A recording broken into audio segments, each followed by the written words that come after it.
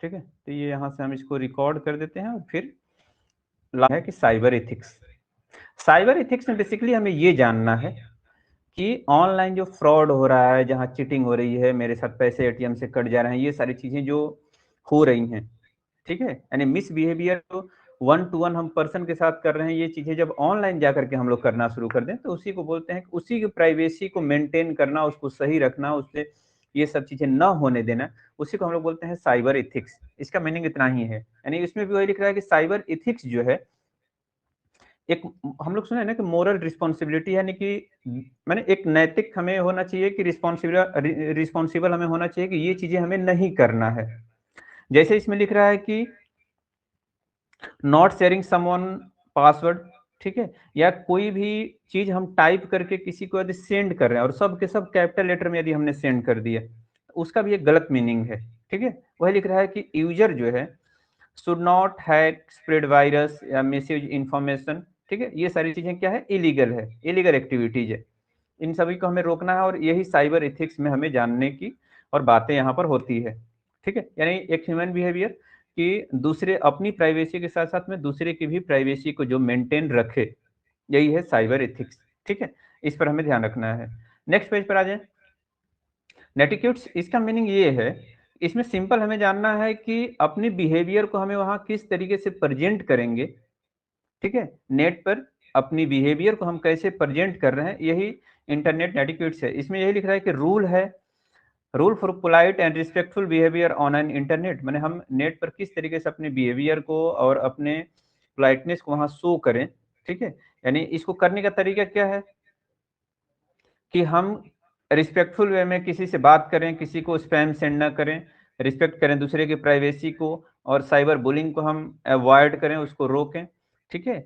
उसी में लिख रहा हुआ है कि ऑल कैपिटल लेटर में किसी को हम मैसेज राइट कर रहे हैं, तो ये एक टाइप का अब्यूज़ होता है। अगर किसी पे हमें चिल्लाना है, तो सब के सब कैपिटल लेटर में हमने लिख करके भेज दिया। इसका मीनिंग होता है कि वो हम पे चिल्ला रहा है, हमसे अब्यूज़ कर रहा है, गाली दे रहा है, इस टाइप का है, ठीक है? ये है नेटिक्यूट्स, यानी कि रूल्स एंड रेगुलेशन, जैसे कि हम लोग होता है ना कि भारत के संविधान लिखा गया है कि उसमें ये बताया गया है कि नहीं आपको ये करना है, ये नहीं करना। इस तरह से इंटरनेट की जो रूल्स रेगुलेशन, बिहेवियर, ये सब चीज़ों को जो कंट्रोल कर रहा है, जो रूल्स रेगुलेशन जिसकी है, उसी को हम लोग बोलते हैं नेटिक्यूट्स। ठीक है ये? नेक्स्ट की यदि हम लोग बात करें इसमें, तो अगला है सॉफ्टवेयर लाइसेंसिंग, ठीक है? सॉफ्टवेयर लाइसेंस का मीनिंग यही जानना है सिंपल कि हम कोई भी गाड़ी जैसे खरीद रहे हैं तो उसका भी एक लाइसेंस है। उस तरह से कोई यदि हमने सॉफ्टवेयर बना दिया तो उसका भी एक लाइसेंस है, ठीक है? वही लिख रहा है कि सॉफ्टवेयर लाइसेंस क्या है? एक लीगल एग्रीमेंट है that allow user to use software under certain conditions, ठीक है? अब सॉफ्टवेयर अगर मान लेते हैं कि हमने कोई भी ऐप या कोई भी चीज़ें डाउनलोड किया और उसमें हमें अपनी तरीके से अपने हिसाब के अनुसार उसे मॉडिफाई कर दिया, कुछ इसमें कॉपी कर दिया, कुछ चेंज कर दिए, ठीक है? तो ये रूल्स रेगुलेशन के यदि खिलाफ है तो वो क्या करेगा? क्लेम कर सकता है। जैसे होता है ना कि विंडोज़ में हम क्रैक वर्ज़न डाल दिए, वो लीगल नहीं है। लोग यूज़ कर रहे हैं वो अलग कहानी है, लेकिन वो लीगल नहीं है। वो चाहे तो कंपनी जिस दिन भी हमें केस कर सकता है। ठीक है? ये यही हमें बताएगा कि सॉफ्टवेयर को कैसे हमें यूज़ करना है, उसका कॉपी कैसे रखना है, उसको शेयर किसको हम कर सकते हैं विदाउट लाइसेंस, ये सारी चीज़ों के बारे में हमें इन्फॉर्मेशन देता है, जो इल्लीगली जो एक्टिविटी है उसको रोकने के लिए, ठीक है? जैसे using licence version of Microsoft, MS office का 100 में हमें लग रहा है कि अपने कंट्रीज़ में लगभग से 80 टू 90% तो इल्लीगल ही चलता है। सब कॉपीराइट और क्रैक वर्ज़न हम यूज़ कर रहे हैं। ठीक है? अदरवाइज़ ओरिजिनल कौन खरीद के ला रहा है? तो वही बोल रहा है कि ये लाइसेंस वर्ज़न ही हमें यूज़ करना है या कोई भी चीज़ों को, उसको हम लोग बोलते हैं सॉफ्टवेयर लाइसेंसिंग, ठीक है? एक है open source software. Open source में ये होता है कि किसी ने बना करके और मार्केट में दे दिया और उसमें जिसकी जो मर्ज़ी है वो उसमें चेंज किए जा रहा है, ठीक है? जैसे लिख रहा है कि ओपन सोर्स सॉफ्टवेयर क्या है? सोर्स कोड है जो फ्रीली अवेलेबल है, माने विदाउट कॉस्ट, वो फ्रीली मार्केट में अवेलेबल है। You can use, modify and distribute, यानी हम उसमें कुछ भी कर सकते हैं, हम उसमें अपने हिसाब से कुछ चेंज कर सकते हैं, उसको मॉडिफाई कर सकते हैं, उसको हम यूज कर सकते हैं, उसको बोलते हैं ओपन सोर्स सॉफ्टवेयर, ठीक है? ये ध्यान हमें रखना है कि जैसे लिनक्स का ऑपरेटिंग सिस्टम है, ये क्या है? फ्री में है, ठीक है? उसमें हम कुछ भी मॉडिफाई कर सकते हैं, अपने हिसाब से चेंज कर सकते हैं। लिनक्स कंप्यूटर की और सॉफ्टवेयर की ये एक पहचान है, ठीक है? जिसमें लिनक्स है, मोज़िला फायरफॉक्स है, ये सब चीज़ें। इसलिए हम लोग सुनते हैं कि यदि कोई बहुत ज़्यादा हैकिंग अगर कहीं हो रहा है तो फायरफॉक्स पे होता है, ठीक है? क्यों? क्योंकि उसको हम अपने हिसाब से मॉडिफ़ाई कर सकते हैं, चेंज कर सकते हैं सोर्स कोड और बाकी सभी चीज़ें। और इसका जितने भी कोड होते हैं और इसके लेआउट और सारी चीज़ें फ्रीली अवेलेबल होते हैं, उसी को हम लोग बोलते हैं ओपन सोर्स सॉफ्टवेयर। यानी बनाया कोई और, उसे मॉडिफ़ाई किया कोई और बेच दिया किसी और को, ठीक है? ये है ओपन सोर्स सॉफ्टवेयर। अगला है इंटेलेक्चुअल प्रॉपर्टीज। ये वर्ड हमें देख करके लग रहा है कि जैसे मान लेते हैं कि मेरा घर का जो जमीन का जो कागज है घर का और ये सारी चीजें वो मेरी आईपीआर है, मैंने इंटेलेक्चुअल प्रॉपर्टी राइट है, तो मेरा हम जिसको चाहे दें जिसको चाहे ना दें, ठीक है? कोई अपने मन की मर्जी उससे हमसे नहीं ले सकता है, तो उसी को बोलते हैं हम लोग आईपीआर, ठीक है? आईपीआर का सिंपल मीनिंग है कि ये भी एक रूल्स रेगुलेशन या मेथड्स है जो हमें ये बताएगा कि कोई सॉफ्टवेयर, म्यूजिक, बुक या इन्वेंशन यदि कोई मेरा है, ठीक है? तो उस पर मेरा कॉपीराइट होना चाहिए कि हम या विदाउट मेरे परमिशन का कोई उसको इलीगल यूज़ ना कर सके, ठीक है? और इसको यदि कोई वायलेट कर रहा है तो इलीगल है, उस पे केस हो सकता है, उस पे जो भी इंटरनेट के रूल्स रेगुलेशन के हिसाब से जो भी रूल्स लग सकते हैं, जो भी उस पे रेस्ट्रिक्शन लगा सकते हैं, वो लगाया जा सकता है, ठीक है? नॉट कॉपीराइट सॉफ्टवेयर इलीगली माने किसी और का हम सॉफ्टवेयर इलीगल वे में हम यूज़ नहीं कर सकते हैं। मतलब जितने कंप्यूटर से रिलेटेड रूल्स, रेगुलेशन, उसके मेंटेनेंस ये सारी चीज़ों की जो व्यवस्थाएँ हैं, उसको हम लोग इंटेलेक्चुअल प्रॉपर्टीज़ के अंदर में रखेंगे। आईपीआर जिसको हम लोग बोलते हैं, ये अक्सर आता है। पेरेग्रीन्स का मीनिंग ये होता है कि कोई भी चीज़ यदि हमने लिख दी है, ठीक है? जैसे मान लेते हैं कि हमने एक बुक लिखा या कोई एक पिक्चर बना दिया, कोई एक वीडियो बना दिया या कुछ भी हमने कर लिया, ठीक है? तो उस पर मेरा राइट्स है, ठीक है? हम चाहें तो किसी को दे सकते हैं या कोई मेरे परमिशन से ही उसको ले सकता है। यदि आप विदाउट मेरे कंसर्न और परमिशन के यदि आप कहीं उसको यूज़ कर रहे हैं, तो हम उसपे कॉपीराइट का क्लेम लगा सकते हैं। तो वही लिख रहा है कि पेरेग्रीन मीन्स क्या है कि copy someone else work without giving a credit, यानी बिना क्रेडिट दिए यदि आप उसका यूज़ करना शुरू कर दिए, तो ये इलीगल है, ठीक है? It is unethical and illegal है, यानी एथिकल भी नहीं है, यानी ट्रूथ भी मैंने सही भी नहीं है और इलीगल भी है ये, ठीक है?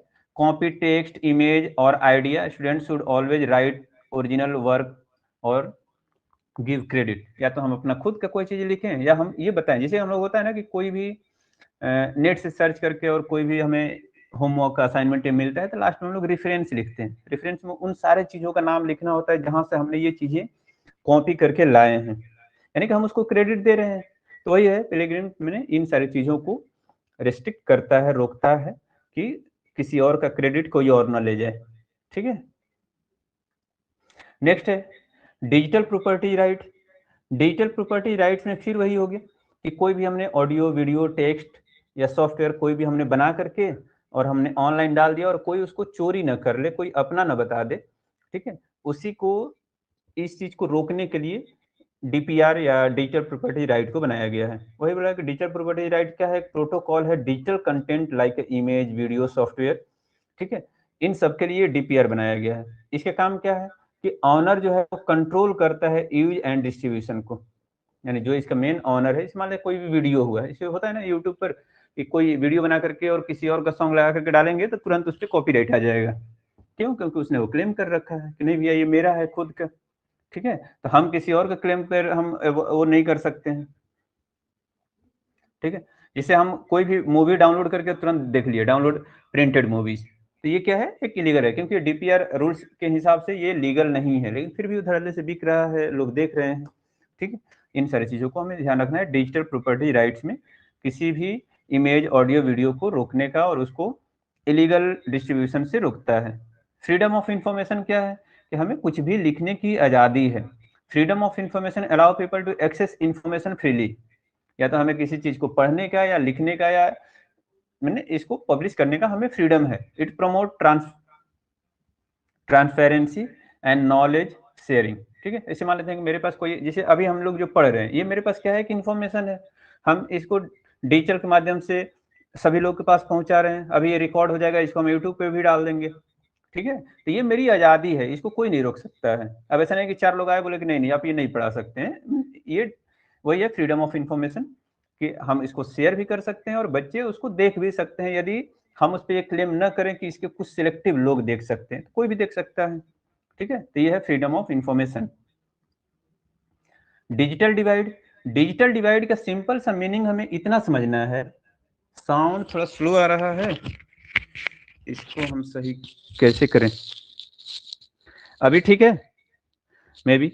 डिजिटल डिवाइड का सिंपल मीनिंग ये जानना है कि इससे मान लेते हैं कि मेरे पास इंटरनेट है, अभी जितने लोग हम लोग कनेक्टेड हैं सब लोग इंटरनेट से ऑनलाइन के थ्रू सब लोग कनेक्ट होकर के देख रहे हैं, लेकिन कुछ सिलेक्टिव मान लेते हैं कि एक दो ऐसे बच्चे मिल गए जिनके पास इंटरनेट नहीं है, अभी उनके पास नेट नहीं चल रहा है, या उनके पास ऐसी मोबाइल ही नहीं है कि मेरे से कनेक्ट होकर के और इन सारी चीज़ों को देख सके, पढ़ सके। तो क्या होगा, दोनों के बीच में एक डिफरेंस आ गया, एक खाई आ गई, ठीक है। तो उसी को बोलते हैं digital divide. Digital divide refer क्या करता है, gap between the people who have internet access and who do not, ठीक है, दोज हु डोंट, मैंने जिसके पास है और जिसके पास नहीं है, इसके बीच का जो डिवीजन है, गैप जो है, इसी को हम लोग बोलते हैं क्या, डिजिटल डिवाइड, ठीक है। ये इनइक्वालिटी क्या करता है, एजुकेशन एंड अपॉर्चुनिटी में, मैंने कि किसी को मौका अगर कहीं मान लेते हैं कि कोई भी चीज़ हमने शेयर करना है, तुरंत व्हाट्सएप भेज दिए, सबको पहुंच गया, या लेकिन लेकिन वो इन्फॉर्मेशन सबको पहुंचना था, लेकिन 4 लोगों के पास नहीं पहुंचा, इसका वजह ये था कि उनके पास नेट नहीं था, मोबाइल नहीं था, तो क्या हुआ, ये डिवीजन हो गया। तो वही इसी को बोलेंगे डिजिटल डिवाइड, डिजिटल डिवीजन, ठीक है।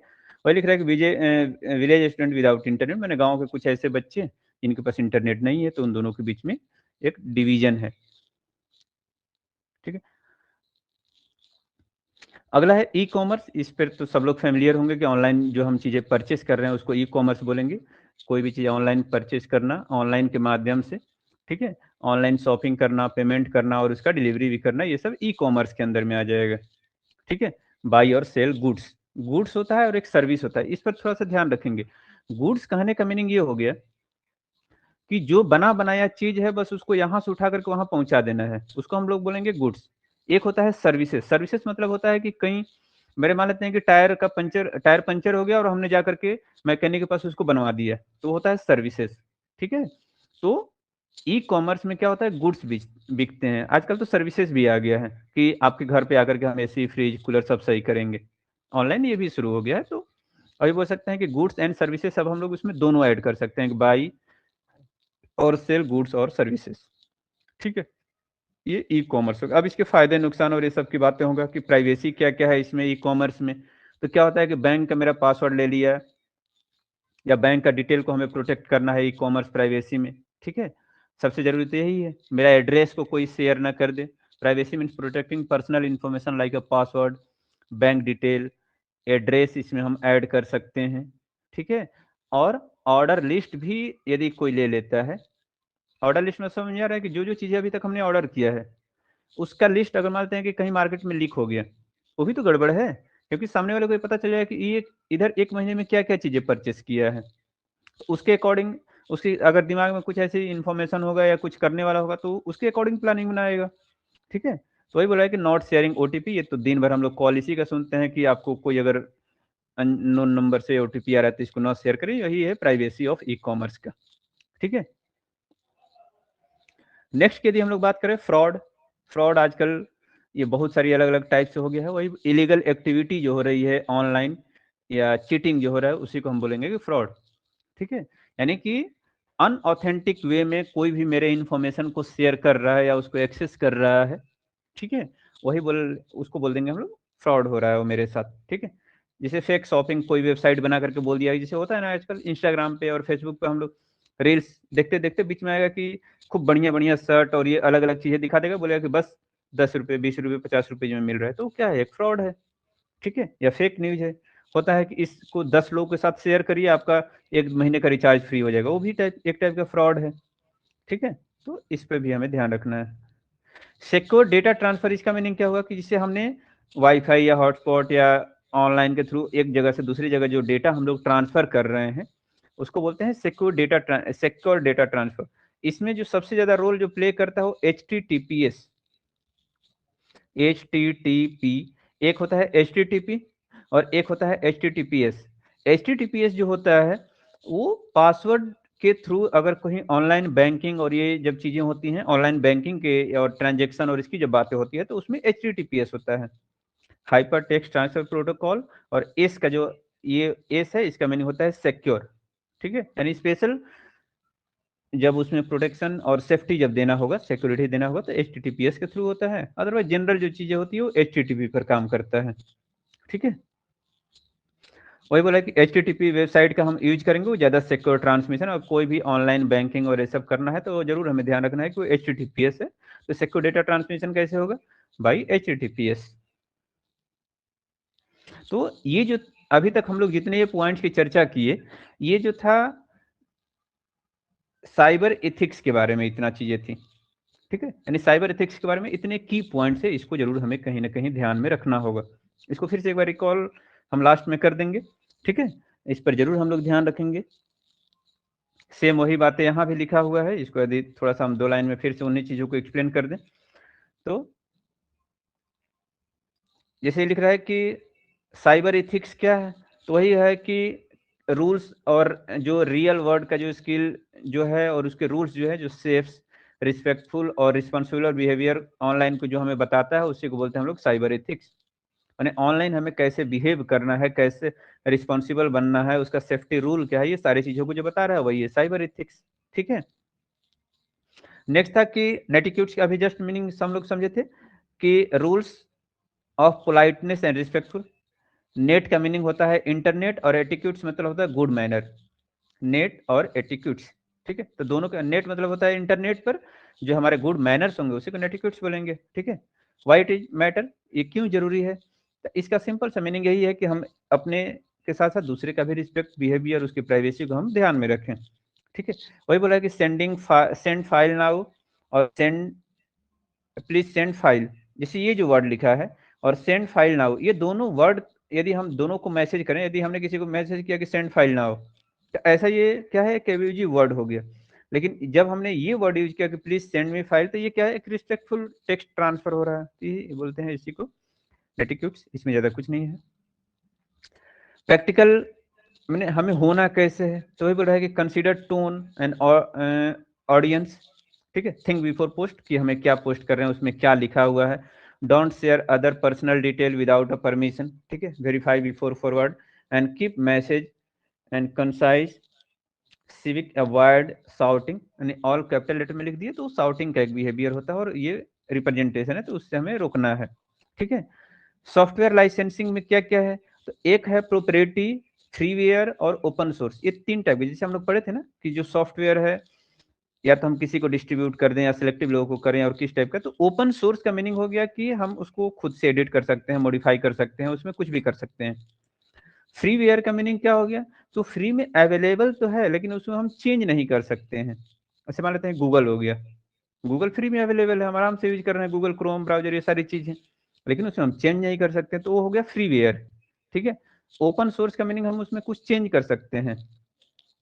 प्रोप्रिएटरी का मीनिंग क्या हो गया कि उसमें ना हम चेंज कर सकते हैं ना मॉडिफाई कर सकते हैं, उसको हम पेड करके, ठीक है, केवल यूज कर सकते हैं, जैसे माइक्रोसॉफ्ट हो गया, विंडोज हो गया, ये सारी चीजें। ठीक है, एडवांटेज क्या है ओपन सोर्स का कि हम उसमें फ्री ऑफ कॉस्ट है, और वो वेरियर को बहुत सारे उसमें बैरियर नहीं होता है, मीन फ्रीली अवेलेबल है, कस्टमाइजेबल है। ठीक है, और ये कम्युनिटी हेल्प कहने का मतलब कि मान लेते हैं कि थोड़ा हमें नॉलेज है, थोड़ा उनको, थोड़ा उनको, थोड़ा उनको, मैंने 10 लोग को थोड़ा थोड़ा नॉलेज है, सब लोग अपनी नॉलेज को एक जगह कलेक्ट करके और उससे एक नया चीज डेवलप करके और समाज के लिए फ्री में कर दिया। ठीक है, तो ये कम्युनिटी हेल्प हो गया, ग्रेट लर्निंग सॉफ्टवेयर और ये टूल हो जाता है। इंटेलेक्चुअल प्रॉपर्टीज, अभी जस्ट हम लोग इसके बारे में यही पढ़े थे कि आईपीआर का मीनिंग ये हो गया कि किसी की क्रेडिट को छीनना नहीं है, उसको देना है, भैया ये आप ही का है और इसको बस हम आपके परमिशन से यूज करें। पेलिग्रिम्स का मतलब होगा कि कोई टेक्सचुअल चीजों को, टेक्सचर चीजों को जो होता है उसमें पेलिग्रिम्स से हम लोग यूज करते हैं। डिजिटल प्रॉपर्टीज का मीनिंग ये हो गया कि ऑडियो वीडियो ये सब चीजें हो गई। ठीक है, या सॉफ्टवेयर हो गया, इन सारी चीजों को हम लोग बोलेंगे कि डिजिटल प्रॉपर्टीज हो गया। पेलिग्रिम्स का मीनिंग हो गया कि copy someone else work. Copy paste ज्यादातर हमें टेक्स्ट से रिलेटेड, हम लोग टेक्स्ट ऑडियो वीडियो जो हो गया इसको हम लोग पेलिग्रिम्स बोलेंगे। आईपीआर का मीनिंग, इसका जो रूल्स रेगुलेशन है उसी को हम लोग आईपीआर के अंदर में रखे हुए हैं। ठीक है, फ्रीडम ऑफ इंफॉर्मेशन, कि हमें कुछ चीज को पोस्ट करने का और किसी चीज को समझने का, दोनों का राइट्स है। ठीक है, और डिजिटल डिवाइड का मीनिंग ये पढ़ लिए कि एक के पास इंटरनेट है तो इजिली सब चीज देख ले रहा है, एक के पास नहीं है तो वो नहीं देख पा रहे, तो दोनों के बीच का जो डिवीजन है। ई कॉमर्स क्या है, उसके फ्रॉड कैसे हैं, और सिक्योर कैसे हम लोग सिक्योर डेटा कैसे ट्रांसफर करें, तो वही हो रहा है कि इसमें प्राइवेसी का होना जरूरी है, कि अपना पासवर्ड सेफ रखें, bank detail, personal information in सब को प्राइवेट रखें। और फ्रॉड जो हो सकता है कि हम ओटीपी स्कैम हो सकता है, फेक साइट हो सकता है, फिशिंग मेल हो सकता है। इससे होता है ना कि मेल कभी-कभी आते रहता है कि आपको इतने की लॉटरी लग गई, तो इन सब से बचना है।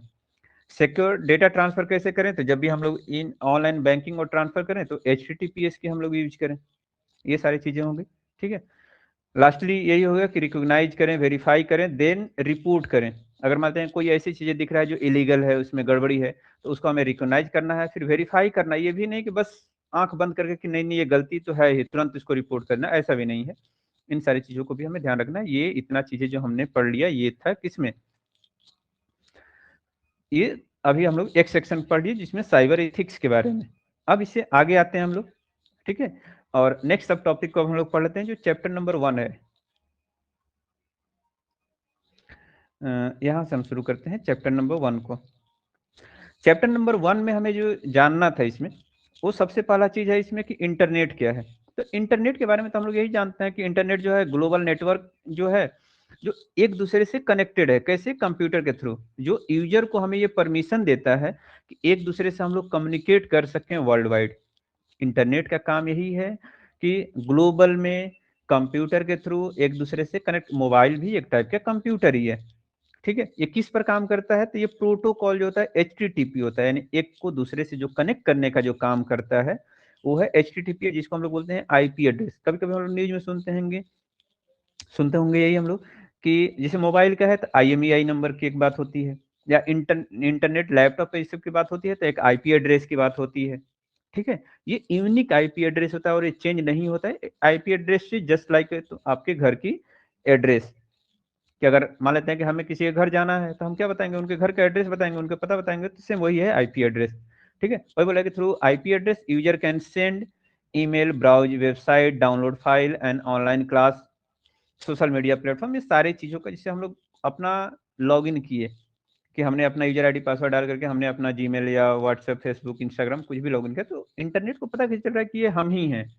और वो इन्फॉर्मेशन जो वहां से जहां सर्वर से वो चला वो मेरे पास ही पहुंचे, क्योंकि मेरे यूनिक आईपी एड्रेस और मेरा एड्रेस के थ्रू लिंक हो गया है, बस उसी को ट्रांसफर करेगा, ठीक है। तो ये सब चीज़ों के बारे में हमें जानना है कि इंटरनेट, तो ये कभी कभी एक क्वेश्चन छोटा पूछ लेता है कि व्हाट इज द इंटरनेट। तो वही सेम बातें यहाँ हिंदी में भी एक्सप्लेन किया गया है। इसको भी जरूर कभी टाइम मिले या जब भी इस जो हम शेयर करेंगे तो इसको भी देख सकते हैं। डब्ल्यू क्या है? वर्ल्ड वाइड वेब है, ठीक है। World wide wide web simple इसका यही है कि कलेक्ट करता है, collection of interconnecting web page access through the internet. Web page हमें समझ में आ रहा है। वेब पेज मतलब कि एक वेबसाइट, वेबसाइट पर बहुत सारे जैसे होम पेज हो गया, अबाउट हो गया, उसके बारे में हो गया। जैसे हम लोग ऑनलाइन कोई शॉपिंग कर रहे हैं तो ऑनलाइन शॉपिंग में होता है ना कि एक मेरा पर्सनल डिटेल्स है, एक होम पेज है, एक में हमने क्या ऑर्डर किया। ये सारे जो अलग अलग जो पेजेस है सबको जो कनेक्ट करता है, इंटर कनेक्ट जो करने का काम होता है वो डब्ल्यू वर्ल्ड वाइड वेब का काम है, ठीक है। टिम बर्नर्ली, इन्होंने ये डब्ल्यू का इसके बारे में खोजा। और एचटीटीपी और एचटीटीपीएस क्या है कि सिर्फ डेटा ट्रांसफर के लिए यूज होता है। कभी कभी ऐसा होता है ना कि एक पैसेज लिख के दे देगा कि इंटरनेट को कनेक्ट करने के लिए हमें आईपी एड्रेस की जरूरत होती है, और इन सबको सिर्फ डेटा ट्रांसफर करने के लिए हमें एचटीटीपीएस की और एचटीटीपी की जरूरत होती है। अगला हो गया कि हम ट्रांसफर करेंगे क्या?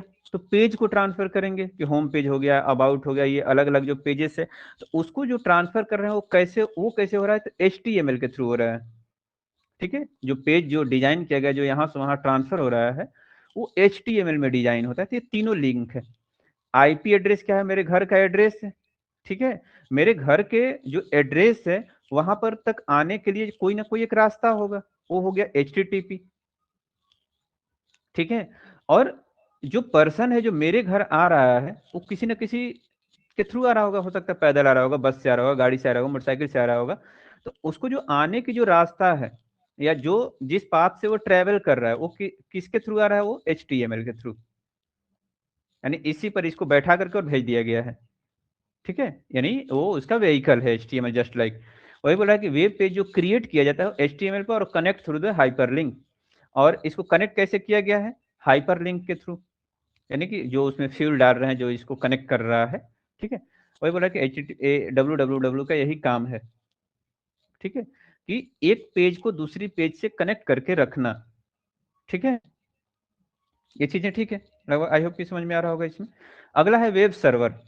एक होता है वेब ब्राउजर, एक होता है वेब सर्वर। ठीक है, तो वेब सर्वर का सिंपल मीनिंग हमें इतना समझना है, जैसे वेब सर्वर यहां से हम इसको एक्सपेंड करते हैं, ये जैसे बहुत सारे कंप्यूटर जो हैं, ठीक है, ये बहुत सारे कंप्यूटर जहां पर डेटा हमारा रखा हुआ है, उसको हम लोग बोलते हैं वेब सर्वर। क्लाइंट किसको बोलेंगे? जो डेटा का यूज कर रहे हैं। जैसे मान लेते हैं कि हमने अपने व्हाट्सएप या इंस्टाग्राम को, लेट्स इंस्टाग्राम को हमने लॉगिन किया, तो हम अपने मोबाइल में जो लॉगिन कर रहे हैं वो हुआ क्लाइंट। मेरा डेटा कहीं ना कहीं तो सेव है, क्योंकि हम कभी लॉगिन कर रहे हैं, कभी लॉग आउट कर रहे हैं, तो क्या वो डेटा इरेज हो जा रहा है? नहीं, वो कहीं ना कहीं सेव है, बस वहां से हम अपने मोबाइल में ला रहे हैं।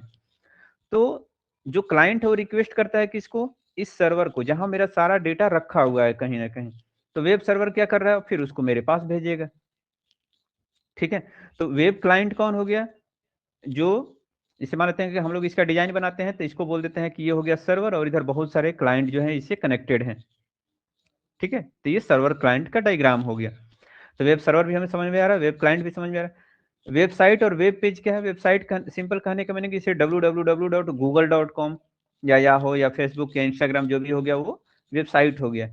अब उस पर जो अलग अलग पेज हैं, कि हमने मेन सबका रील्स देखना शुरू कर दिए, या कभी शॉर्ट्स देखना शुरू कर दिए, कभी हमने अपना पूरा मैसेज बॉक्स देखना शुरू कर दिया, तो ये अलग अलग जो पेज है उसी को बोलते हैं हम लोग वेब पेज। ठीक है, इसको जरूर हमें थोड़ा सा ध्यान रखना है। तो ये हो गया वेब सर्वर के बारे में हमने समझ लिया। अगला होगा, इसके बारे में ये लिख रहा है कि वेब सर्वर जो होता है computer system that can store website, provide web page to the user when requested. User enter the URL, जैसे हमने कोई यूआरएल से गूगल पे जाकर के हमने सर्च किया कि भैया हमें इसके बारे में जानकारी चाहिए, तो बहुत सारा यूआरएल दे दिया कि आपको इसके बारे में जानना है तो यहाँ क्लिक करिए, उसके बारे में जानना है तो वहाँ क्लिक करिए। तो अब उस यूआरएल पर जैसे हम लोग यूनिफाइड रिसोर्स लोकेटर, ठीक है, यूआरएल, ठीक है, browser send request to the server. जो ब्राउजर था यानी जो क्लाइंट था उसने सर्वर को रिक्वेस्ट भेजा। सर्वर क्या किया? उसको प्रोसेस किया, चेक किया कि भैया उसके पास वो इन्फॉर्मेशन है कि नहीं। ठीक है, और send the web page back, और फिर वो वापस भेज देता है। ये किसके थ्रू होता है? तो HTTP के थ्रू होता है, प्रोटोकॉल के through. Web server store HTML file, image and video, यानी कि इमेज, फाइल, वीडियो, ये सब चीजें। Without web server website can not be function. नहीं, अगर वेब सर्वर किसी दिन क्रैश हो जाए तो समझिए कि सबका इंटरनेट और मोबाइल सब धरे के धरे रह जाएगा। ठीक है, ये हो गया हमें वेब सर्वर। अगला है वेब क्लाइंट। वेब क्लाइंट वही जो यूजर है, वही बोला कि web client is a device software that request information from the web server. ठीक है, वो क्लाइंट हो सकता है, क्लाइंट मतलब मेरा मोबाइल हो सकता है, कोई सॉफ्टवेयर है जो ऑटो मोड में काम कर रहा है। ठीक है, it can be a computer, mobile phone, tablet, browser, कुछ भी हो सकता है, या डिवाइस जिस पे हम एक्सेस कर रहे हैं उसको जानकारी लेने के लिए। अगला हो गया कि वेबसाइट क्या है? तो वेबसाइट भाई कलेक्शन ऑफ पेजेस जो है, जैसे अपना एक बुक है, बुक में बहुत सारे पेज हैं, लेकिन उस बुक का तो नाम अलग है। ठीक है, तो वेबसाइट किसको बोलेंगे? उस पूरे बुक को। लेकिन उस बुक के अंदर में जो बहुत सारे पेजेस का जो कलेक्शन बना हुआ है उसी को तो हम लोग बुक कह रहे हैं। और हर एक इंडिविजुअल, वही बोला कि वेबसाइट जो होता है collection of related web page होता है। ठीक है, under one domain. One domain जैसे मैथ का बुक हो गया, मैथ के बुक में अंदर बहुत सारे चैप्टर्स हैं, उस चैप्टर के अंदर बहुत सारे पेज हैं, तो उन सबको क्या बोलेंगे हम लोग? Web page. ठीक है, और इस वेब पेज का जो कलेक्शन है उसको हम लोग बोल दिए वेबसाइट हो गया। ये इतना ही है। और उसमें क्या हो सकता है? टेक्स्ट हो सकता है, इमेज हो सकता है, वीडियो हो सकता है, अदर कंटेंट, ये सारी चीजों का मिक्सअप होता है। ये सब तो सिंपल बातें थी। वेब पेज वही हो गया कि बहुत सारे बुक में बहुत सारे चैप्टर है, उस चैप्टर में बहुत सारे जो पेज हैं। वेब पेज क्या होता है? एक सिंगल डॉक्यूमेंट होता है जिसके अंदर में टेक्स्ट, इमेज, लिंक या वीडियो, ये सारी चीजें जो अवेलेबल होती है। और ईच वेब पेज का एक यूनिक यूआरएल होता है। ठीक है, जिसे हम लोग देखते हैं या सर्च करते हैं, जिसे होगा कि www.google.com। ठीक है, और फिर यहाँ स्लैश के बाद देखते हैं कि कुछ भी हम लोग सर्च करते हैं तो यहाँ बढ़ते ही चला जाता है स्लैश के बाद, इस तरीके से। तो ये सब जो अलग अलग जो यहाँ आगे जो संख्या जो बढ़ते चला जाता है उसी को बोलते हैं हम लोग क्या? वेब का यूआरएल। और हर एक का अलग यूआरएल होता है। वेब ब्राउजर वही क्रोम, क्रोम हो गया, फायरफॉक्स हो गया, मोजिला हो गया, और भी बहुत सारे जो अलग अलग ब्राउजर्स हैं। ठीक है, गूगल क्रोम, मोजिला फायरफॉक्स। तो इस टाइप का कभी कभी एग्जाम्पल लिखता है कि वेब ब्राउजर क्या है, उसके एग्जाम्पल लिखिए। ठीक है, तो वेब ब्राउजर का काम क्या है, ये वेबसाइट को एक्सेस करने का हमें एक सॉफ्टवेयर है। एक वेब ब्राउजर होता है और एक आगे हम लोग पढ़ेंगे शायद सर्च इंजन भी होगा। ब्लॉग क्या है, ब्लॉग तो हम लोग देखते हैं कि ये भी एक नया ब्लॉगर है, वो भी एक नया ब्लॉगर है। ब्लॉगर मतलब क्या हो गया कि जो मेरे पास इंफॉर्मेशन है, जो मेरी इंटरेस्ट है, उन सारी चीजों को हम पब्लिकली पोस्ट कर रहे हैं। ठीक है, वही लिख रहा है कि blog is a website where user publish article information regularly. एक होता है ना कि ट्रेवल ब्लॉगर है, वो दिन भर घूम ही रहा है और इसका ब्लॉग बना के पोस्ट कर रहा है, तो इस टाइप का अलग अलग ब्लॉगर्स होते हैं। Post arrange in an chronological order, मैंने एक अपने आवश्यकता अनुसार अपने पोस्ट को, मैंने अपने इंफॉर्मेशन को पोस्ट कर रहा है, उसी को हम लोग बोलेंगे ब्लॉग। ब्लॉग मतलब क्या होगा, मेरी इंटरेस्ट और मेरी एरिया ऑफ इंटरेस्ट और मेरी, बोल सकते हैं कि जो मेरे पास इंफॉर्मेशन है, उन सारी चीज़ों को हम एक पब्लिकली पोस्ट कर रहे हैं किसी पर्टिकुलर डोमेन पर, उसको हम बोल देंगे वो ब्लॉग है। ब्लॉग का ही एक पार्ट है कि रील्स है, शॉर्ट्स है, ये सब एक ब्लॉग ही है। ठीक है, अगला है न्यूज ग्रुप में क्या है। न्यूज ग्रुप में सिंपल मीनिंग इसमें है कि न्यूज का ग्रुप है ये। ठीक है, न्यूज ग्रुप एक ऑनलाइन डिस्कशन प्लेटफॉर्म है where user share idea and discuss their topic. यानी किसी नए टॉपिक पर नए, इसे मान लेते हैं कोई न्यूज ही आ गया कि ये, कि यहाँ पर मैंने कोई नेता आया और ये चीज़ों का उद्घाटन करके चलेगा, अब उस पे 10 लोग डिस्कशन में लगे हुए हैं कि नहीं नहीं ये ठीक नहीं है, ये खराब है, इसमें ये गलती हुआ, ऐसा नहीं होना चाहिए था, वैसे नहीं, तो यही है न्यूज ग्रुप। ठीक है, HTML के बारे में तो अब हम लोग आगे पढ़े ही थे। ये बेसिक पर इतना ही है कि हाइपर टेक्स्ट मार्कअप लैंग्वेज होता है जो वेब पेज डिजाइन करने के काम आता है। ठीक है, यूआरएल क्या है, यूनिफाइड रिसोर्स लोकेटर है, जिसे यहाँ लिखा है कि www.google.com, ये एक यूआरएल है। ठीक है, यूआरएल का मतलब क्या हुआ, किसी के घर का एक एड्रेस, वही है यूआरएल। या बुक का नाम, जैसे मैथ का एक बुक हो गया, ये यूआरएल है उसका। उसके अंदर बहुत सारे पेज होंगे और ये सारी चीजें, यूनिफाइड रिसोर्स लोकेटर। ठीक है, तो अच्छा, अगला है ईमेल एड्रेस। ईमेल एड्रेस के बारे में बहुत बार लिखने के लिए आता है कि ईमेल एड्रेस क्या है। तो ईमेल एड्रेस जो होता है, एक होता है यूजर नेम, एक होता है @ और ये होता है डोमेन नेम। ये 3 पार्ट्स में सेपरेटेड होता है। और बोला कि ईमेल जो है, इसको हम लोग इलेक्ट्रॉनिक मेल भी कहते हैं। कॉमनली इंटरनेट सर्विस जो है, जो सेंड और रिसीव इलेक्ट्रॉनिक मैसेज, यहाँ लिखा हुआ है उसी को, इलेक्ट्रॉनिक मेल या इलेक्ट्रॉनिक मैसेज। ठीक है, it's allow user to send text, document, image, video and other file. Each user have a unique email address, जिससे student@gmail। Email work using the SMTPS, यानी simple message transfer protocol, SMTP। कभी कभी इसको पूछता भी है कि SMTP है क्या, सिंपल मैसेज ट्रांसफर प्रोटोकॉल। ठीक है, protocol sending end POP3 and IMAP is receiving the message.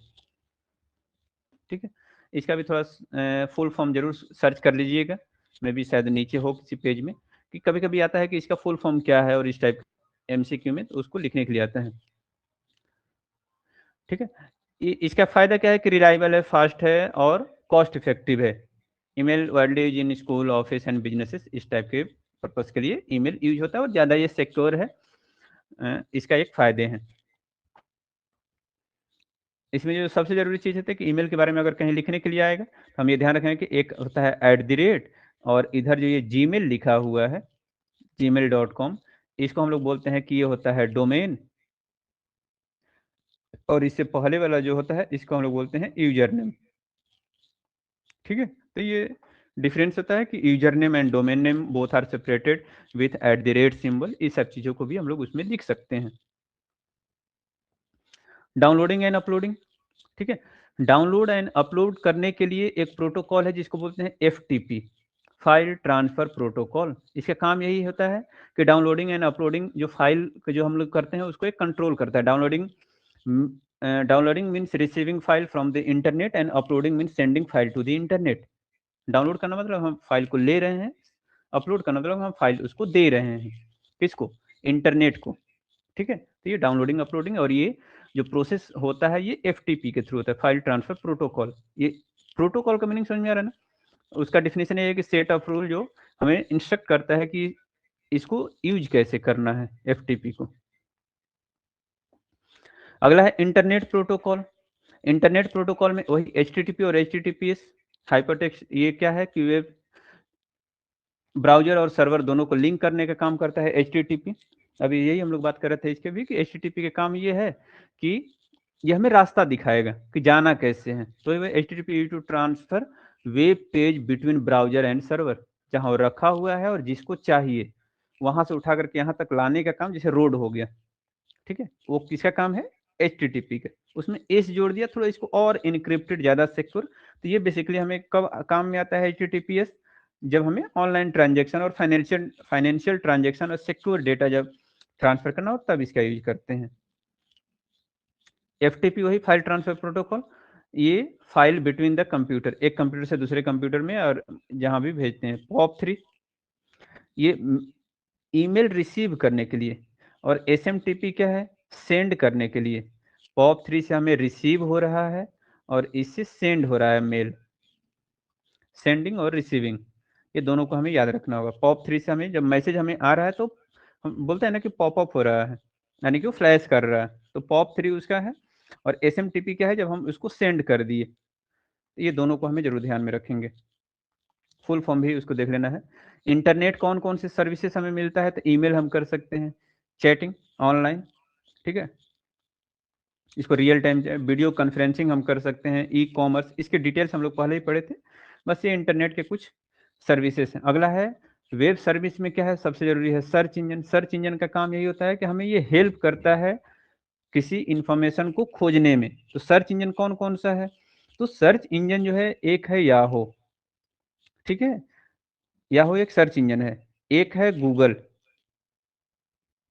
Google भी एक सर्च इंजन है, ठीक है। तो याहू हो गया, गूगल हो गया।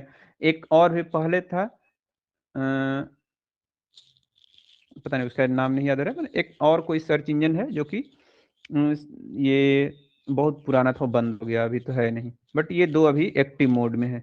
और यदि किसी कभी कभी हम लोग मोबाइल में भी एक दो और दिखता है कि पता नहीं उसका नाम तो अभी याद नहीं आ रहा है, अगर आता है तो जरूर उसको हम इन बिटवीन लिखेंगे।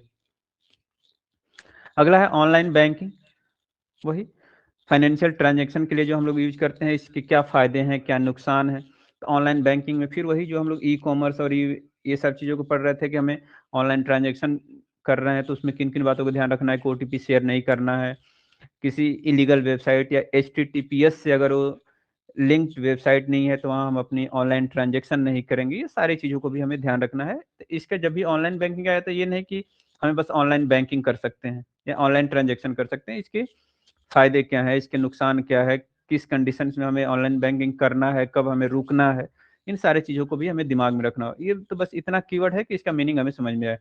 ऑनलाइन एजुकेशन जो अभी हम लोग कर रहे हैं, इसमें क्या-क्या फ़ायदे क्या हैं कि हम घर बैठे पढ़ ले रहे हैं, मेरा टाइम बच रहा है आने-जाने का और ये सारी चीज़ों का। नुकसान क्या है? नुकसान ये है कि हम ऑनलाइन दिन भर बैठ रहे हैं, तो में हम आँखों पर दिन भर आ रहा है, एक इफ़ेक्ट पड़ रहा होगा, क्योंकि दिन भर हमें स्क्रीन पर देखना है, 6/2 या 3 इंच के एक स्क्रीन पर या 6/6 के स्क्रीन पर हम देख रहे हैं। तो ये हमें हेल्थ की प्रॉब्लम हो सकती है, ठीक है? और क्या हो सकता है कि मान लेते हैं कि ऑनलाइन क्लास में जब हम लोग कर रहे हैं, दिन भर नेट से कनेक्टेड हैं, तो डिस्ट्रैक्शन ज़्यादा है। ये अलग-अलग चीज़ों की, इसके बारे में भी हम लोग लिख सकते हैं। तो हर चीज़ के फ़ायदे, नुकसान जो भी है, जब भी आएगा, तो 2 घंटे हम क्या करेंगे बैठ कर के? कुछ ना कुछ उसमें जितना डिटेल्स लिख सकते हैं, उतना लिखेंगे। अब नेक्स्ट पर आते हैं, मोबाइल टेक्नोलॉजी। इसके बारे में तो ज़्यादा कुछ है नहीं कि 2G, 3G, 4G, अभी 5G तक आया हुआ है। इस पे थोड़ा देख लेना। मेन है अगला HTML, ठीक है?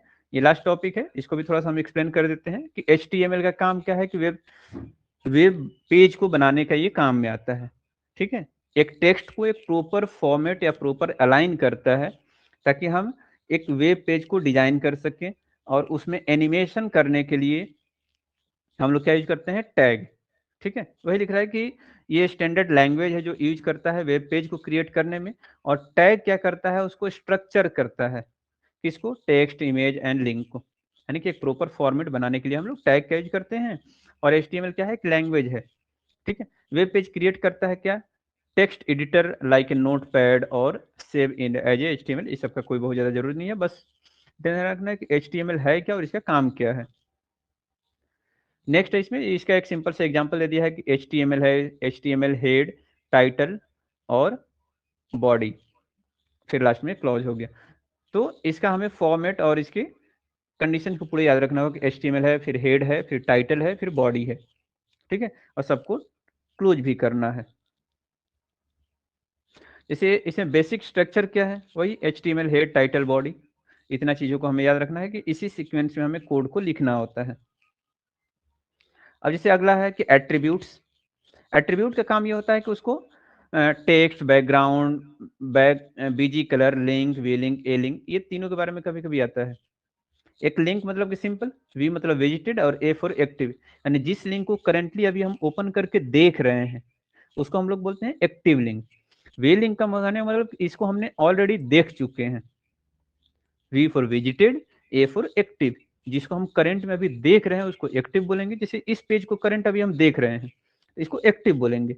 लेकिन जो पिछला वाला पेज जो ऑलरेडी हम पढ़ चुके थे, उसको हम बोल दिए विजिटेड लिंक है वो, ठीक है। और लिंक कहने का मतलब कि जो मेरे पास ये टोटल एक्सेस ऑफ या जितने लिंक हैं अलग अलग टाइप के, सबको कंबाइन करके एक लिंक हमने बोल दिया, ठीक है। जैसे बी आर और एच आर दिया है, बी आर और एच आर जो ये दोनों ही टैग है, इसके बारे में हम लोग एक चीज और भी पढ़े होंगे कि बी आर और एच आर जो दोनों ही टैग होता है, ये नॉन टर्मिनेटिंग टैग होता है, ठीक है। और बोला कि बी आर टैग जो होता है use to insert a line break, move content to a next line, and H R tag create the horizontal line. B R tag का मतलब क्या हुआ कि जैसे पैराग्राफ हमने यहाँ से लिखना शुरू कर दिया और अगला लाइन अब यहाँ से लिखना हमें शुरू करना है, यहाँ के बाद सीधा यहाँ, तो लाइन ब्रेक करने के लिए हम लोग बी आर यूज करते हैं। और हॉरिजॉन्टल लाइन यदि ड्रॉ करना है, ठीक है, हॉरिजॉन्टल या वर्टिकल जहां भी हमें एक लाइन यदि ड्रॉ करना है, तो इसके लिए हम लोग क्या यूज करेंगे, H R tag, horizontal line जिसको हम लोग बोल सकते हैं कि एच आर जो है हॉरिजॉन्टल लाइन हमें एक ड्रॉ करना होगा, तो उसको बोलेंगे कि वहाँ एच आर टैग हम यूज करेंगे। इसे ये कुछ टैग इसमें दिया हुआ है कि अलग अलग टाइप के जो टैग हम लोग। अच्छा, कमेंट के बारे में हमें ये जानना है कि एक कमेंट भी होता है कि ब्रैकेट लगा करके एक्सक्लेमेटिव सेंटेंस, फिर डबल डैश, फिर अपना यहाँ हमने कमेंट लिखा, फिर डबल डैश और ब्रैकेट बंद कर दी, ये कमेंट टैग है। कमेंट मेन कोड नहीं होता है, बस ये यूजर को एक डिस्प्ले होता है कि इस वर्ड में या इस लाइन में आप क्या लिखना चाहते हैं। तो इसको हम लोग सिंपल बोलेंगे कि ये हेल्प करता है डेवलपर को या जो बनाने वाला है कि इस कोड को अच्छे से समझ सकें कि इस लाइन का क्या मीनिंग है, ठीक है। तो इसको हम लोग बोलते हैं कमेंट टैग। कमेंट मतलब वो नहीं समझना है कि हम कमेंट करेंगे उस पर। कमेंट टैग का मतलब कि कोड जो हम लिख रहे हैं, उस कोड को समझने के लिए वहां हमने एक छोटा सा नोट्स लिख दिया कि इस यहाँ पर हम क्या बताने की कोशिश कर रहे हैं। अगला है हेडिंग टैग। हेडिंग टैग में हम लोग ये जानना है कि H1 से लेकर के H6 तक 6 अलग अलग टैग होते हैं, और H1 जो होता है सबसे बड़ा होता है और H6 सबसे छोटा होता है। वही लिख रहा है कि H1 is a larger, H6 is सबसे स्मॉलर। तो ये कभी कभी आता है कि हेडिंग कितने टाइप के होते हैं, तो 6 टाइप के हैं। सबसे छोटा कौन होगा, सबसे बड़ा कौन होगा। तो जो H1 है, अभी हम लोग गलती ये होता है कि H1 दिखता है कि अच्छा ये सबसे छोटा लग रहा है, ये H6 सबसे बड़ा है तो बड़ा होगा, लेकिन वो उल्टा चलता है। ये जैसे जैसे एज का वैल्यू बढ़ते जाएगा वो वैल्यू। पैराग्राफ टैग फिर वही है, पैराग्राफ होगा टेक्स्ट फॉर्मेटिंग के लिए बी, आई और यू। बी फॉर होता है बोल्ड, आई फॉर होता है इटालिक और यू फॉर होता है अंडरलाइन। यानी किसी भी बोल्ड, यानी कि इसको बोल्ड करना है, इटालिक करना है या अंडरलाइन करना है, तो बी, आई और यू टैग का हम लोग यूज करेंगे, मैंने रिक्वायरमेंट के अनुसार जब जहां जिसके यूज करें, ठीक है। यू एल, ओ एल और L I, order list, unordered list और लिस्ट ऑफ आइटम। तो इसमें हम लोग यही पढ़े थे कि अनऑर्डर लिस्ट यदि हमें क्रिएट करना होगा तो यूएल यूज करेंगे, ऑर्डर लिस्ट क्रिएट करना होगा तो एल यूज करेंगे, और लिस्ट ऑफ आइटम जो लिखना है जैसे मैथ हो गया, साइंस हो गया, ये सब चीजें, ये लिस्ट में कौन कौन से आइटम है उसको एल आई के अंदर में हम लोग लिखते हैं। एक कोड को प्रॉपर फॉर्मेट में लिखना ये भी जरूर सीख लेना है, ठीक है। या एक हमें कोड दिया रहेगा उसमें पूछा है कि गलतियां क्या है वो खोजिए। डिस्क्रिप्शन लिस्ट, ठीक है। इसमें यही हमें दिखाएगा कि डीएल, जैसे इसमें हमने दे दिया डीएल के अंदर में डी डी और ये सब वैल्यूज को लिख दिया, तो इसको डिस्क्रिप्शन लिस्ट हम लोग बोल देंगे। डिफिनेशन और ये डिस्क्रिप्शन मैंने उसके बारे में डिटेल्स और जब लिखना होगा तो उसको हम लोग डिस्क्रिप्शन लिस्ट में बोलते हैं। HTML जैसे ये डिस्क्रिप्शन है, उसका और डिटेल्स में है कि ये मार्कअप लैंग्वेज है। फॉन्ट, फॉन्ट में ये हो गया कि किस टाइप का हम फॉन्ट रखना चाहते हैं, ठीक है। फॉन्ट मतलब उसका साइज कि 5432 या उसका कलर, ठीक है, तो उसको हम लोग बोलते हैं फॉन्ट टैग में। या बैकग्राउंड हो गया, ये सारी चीज़ों को हम लोग फॉन्ट टैग। फॉन्ट एक टैग है और एज में जो कलर है, साइज है, इन दोनों को हम लोग बोलते हैं एट्रीब्यूट्स। ठीक है। अगला जो है इमेज। इमेज जब भी हमें इंसर्ट करना होगा तो इसका जरूर हमें ये कोड एग्जांपल याद रखना होगा कि पहले यहाँ IMG लिखा हो, IMG लिखा है और यहाँ ब्रैकेट बंद हो गया और बीच में SRC, और SRC मतलब उसका सोर्स क्या है, इमेज डॉट जेपीजी, ये उसका सोर्स है और इसका विड्थ कितना है, लेंथ कितना है, और एक और इसमें होता है ALT। अल्ट कहने का मतलब ये होता है कि अल्ट लिख करके और यहाँ पर डबल इन्वर्टेड में हम लोग लिख देंगे कि ये इमेज किसके बारे में है, मान लेते हैं कि ये ABC के बारे में है। तो ये हमें क्या बताएगा, अल्ट इन्फॉर्मेशन क्या बताता है कि यदि इमेज वहां डिस्प्ले न करे या नहीं कर रहा है तो ये नेम वहां दिखाएगा कि हाँ इसी चीज का इमेज वहां पर अवेलेबल है। तो एक अल्ट होता है, एक सोर्स होता है, और ये विड्थ और हाइट माने कितना बड़ा और कितना छोटा हमें पिक्चर को रखना है वहां पे। सुपर एंड सब, ये तो लगभग हर बार पूछता है। सुपर मतलब ये होता है कि जैसे एक्स स्क्वायर लिखा हुआ है, एक्स का ऐसे भी हम लोग याद किए हैं कि सुपर मतलब जो ऊपर है यानी X square, X sup two, यानी सुपर टू और फिर यहाँ सुपर लिख एक्स स्क्वायर बन गया। लेकिन यदि सब में लिखना है यानी डिनोमिनेटर में लिखना है H2O, ये जैसे H सब टू फिर O लिख दिए, तो इसका मीनिंग होगा कि H2O। तो सुपर एंड सब, इसको एक हमें ध्यान रखना होगा, इसको डायरेक्टली आता है टेबल क्रिएट करने के लिए। ठीक है, कि टेबल में जब डेटा हमें फिलअप करना हो,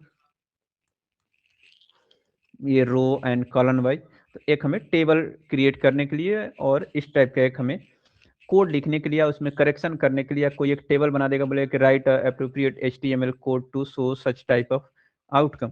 तो एक उसके बारे में जरूर हमें जानकारी होना चाहिए कि टेबल एक हम लोग लिखते हैं। और TR टैग, TR मतलब कि फर्स्ट टैग में से 1 2 3 4 5, तो TR लिख करके वो 5 वैल्यू यहाँ लगातार लिख देंगे। फिर TR लिखेंगे तो फिर दूसरा वाला टेबल शुरू हो जाएगा, फिर तीसरा वाला लिखना होगा तो फिर तीसरा वाला शुरू हो जाएगा। तो एक टेबल में जैसे आप 5 है तो उतनी बार हम TH लिखेंगे, फिर अगला फिर अगला फिर अगला।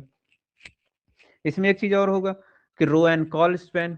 ठीक है, ये तो लिंक हो गया। लिंक का सिंपल मीनिंग है वही, जो ये इतना बड़ा लिंक दिया हुआ है, लिंक को हम लोग किससे टैग, क्या है, ए है, इस तरीके से ए हमने लिख दिया। फिर यहाँ HREF, HREF मतलब वो रेफरेंस ऑफ टैग, और फिर यहाँ वैल्यू लिख दिए और फिर इस टैग को हमने बंद कर दिया।